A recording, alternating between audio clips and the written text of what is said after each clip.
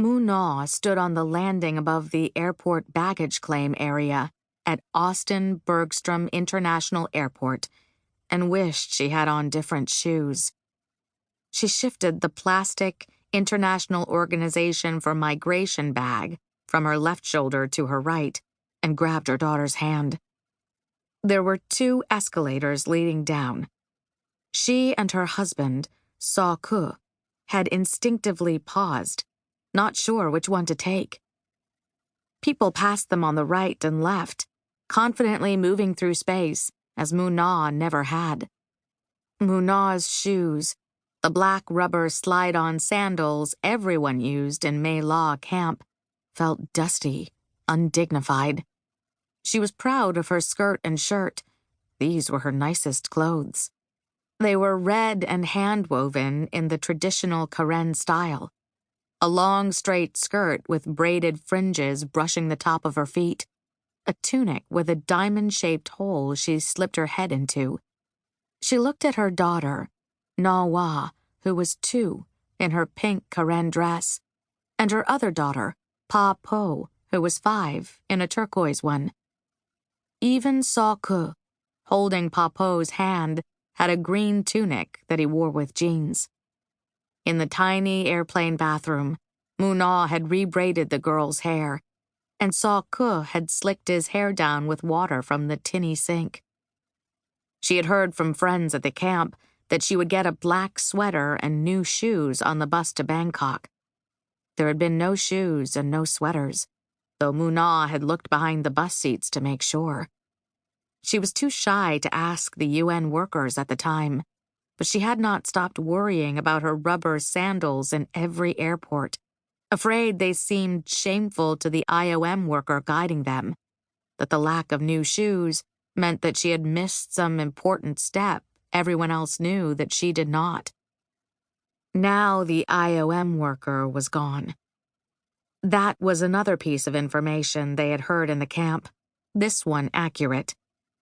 They would know they were boarding their last flight because the IOM worker would not go with them. Moo had barely known the woman, but now felt bereft without her. That woman had been certain and knowledgeable, guiding them through their travels by reading the long lists of names on huge signs overhead in each airport, and then translating them into their native dialect, Karen, from Bangkok to Los Angeles.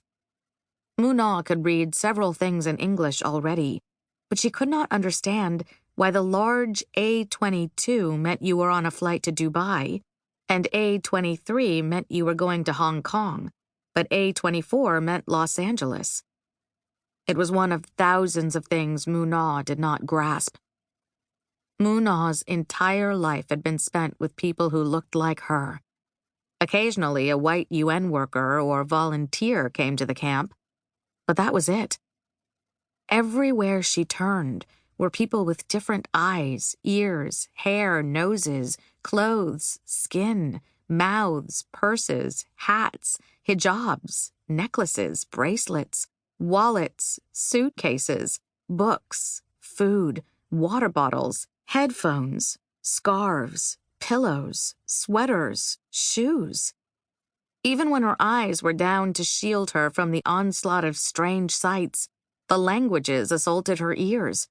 Snatches and tones she had never heard. Musical, guttural, loving, rude. The smells of perfume, food, sweat, air conditioning kept her from breathing in deeply.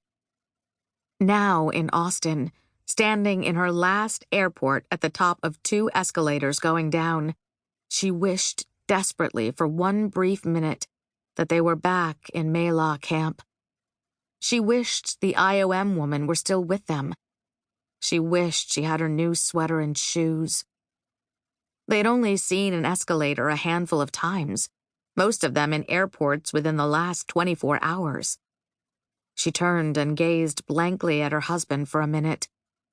Saw Ku walked to the escalator on the left, almost running into a white businessman, pulling a suitcase behind him. Moo fell into place behind him. She stumbled for a minute, eyes down to keep her balance. clutching the rail that made her hand move slightly faster than the stairs on which she stood. She made sure Nawa's tiny feet were centered in the metal-striped step. When she finally reached the bottom of the stairs, anxiously avoiding the steps submerging into each other, Muna took a firm step with Nawa over the line that ended the escalator, then looked up. She didn't have time to worry.